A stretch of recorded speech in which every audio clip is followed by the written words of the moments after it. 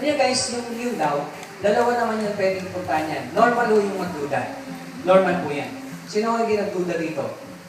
Lahat nagduda. Di ba? Mapaprodukto man yan, mapanegosyo man yan. Lahat po kami nagduda. Nung nag-join ako dito, duda rin ako. Di ba yung una pa lang, yung duda ko, sarili ko? Ano yung duda ko sa sarili ko? Hindi ko linya yan eh. Di ba? Hindi ko kaya yan. Hindi ako ganun. Di ba? Parang ngayon, di ba? Hindi ako ganun. Di ba?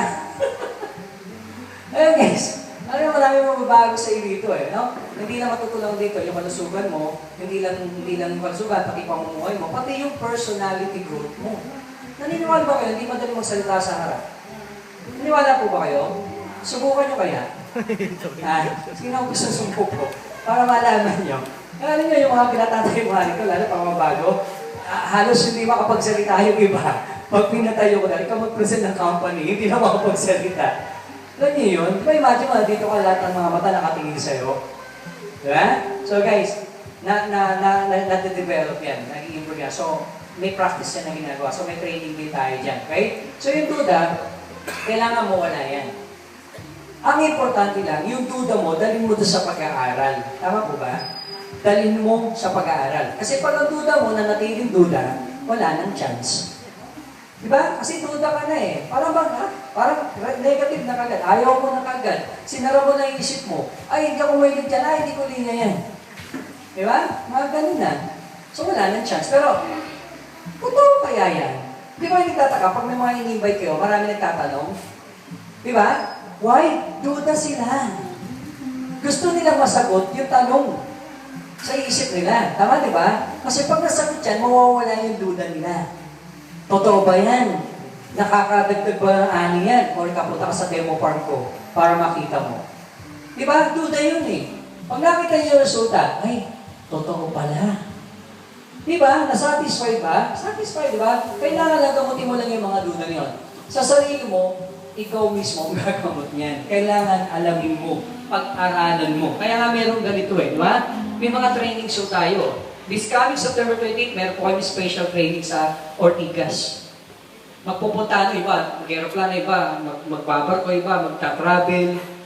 Galing mo sa iba't ibang lugar para makatin ng training ngayon. Kaya pagpa-share na po kayo. Ang title, Why Some Do Not Succeed in Network Marketing Business. So, ibig sabihin, ito po yung mga maling sistema. Diba? Maring may na-encounter kayo, ay galing na ako dyan, hindi naman ako kumita eh. Diba? Ay galing ako dyan eh, wala rin naman eh. Alam niyo po, yung mga taong sasabi, paano naman yung mga naging successful? Do you think yung mga karamihan na magsasabi nyo, maniniwala ka agad? Baka nga, bumili lang ng produkto yan. Baka lang nag-join lang yan, di ba? Baka nagbenta lang sila, hindi mo sila umatin ng training. Di ba? So, hindi ganon. So, kaya ako, pag ako may kinakausap, sasabihin nila, galing sila doon, dinadiagnose ko talaga. Inaalam ko, anong company yung pinanggalingan mo. Kaya dapat matutunan nyo rin yun para hindi kayo basta-basta didepend sa kanyang sinabi. Di ba? Anong company sinamahan mo? Ay, ganito, ito company. Gaano kakatagal? Ay, sabit lang naman ako dyan. Nagpili lang naman ako ng product. O, hindi mo ginawa yung negosyo. Ang mga tao nagiging mga hindi nagiging successful dito. Yung mga tao walang education dito. Tama po ba? Maring ibang natin, education without action leads to failure. Tama po, di ba? Hindi ka magkasucceed kung hindi mo i-apply kung ano yung natututunan mo rito. Alam niyo po ba, according to sa isang famous author na ano pa pangalan, ang pinakamaraming na-create ng mga millionaires dito po sa industriya na to. Naniniwala po ba kayo doon? Maraming naging success, maraming naging milyonaryo, done to insurance, done to real estate. Marami po nabago ang buhay sa ganitong negosyo. Makikita mo gano'ng kasimple lang. Gano'ng kasimple? Mag-i-invite lang. Pag-aaralan lang. Di ba? Ganun lang yung negosyo natin eh. At sa loob ng network or organization mo, meron diyang magiging user lang ng product. Di ba? Meron iba dyan magbebenta ng product. Meron iba dyan magiging builder. Kagaya po ng ginagawa namin. Sila yung nagtitrain, nagtuturo, nagme-mentor, nagko-coach. Yun po yung ginawa namin. So, although ilan lang yan, yung mga nagme-mentor na yan, pero ito po talaga yung umakyat. So, kung gusto nyo makakit doon, ang pag-aralan nyo, yung pagiging builder. Kasi matutunan nyo eh, di ba? Nagkakapagturo kayo eh. So, kailangan nyo ng knowledge. Okay, so ano pa? Usually, ano yung mga duda dito?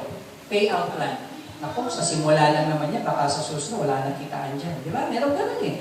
Nagdududa sila, naku, baka magsaka yung company dyan. Hindi totoo yan.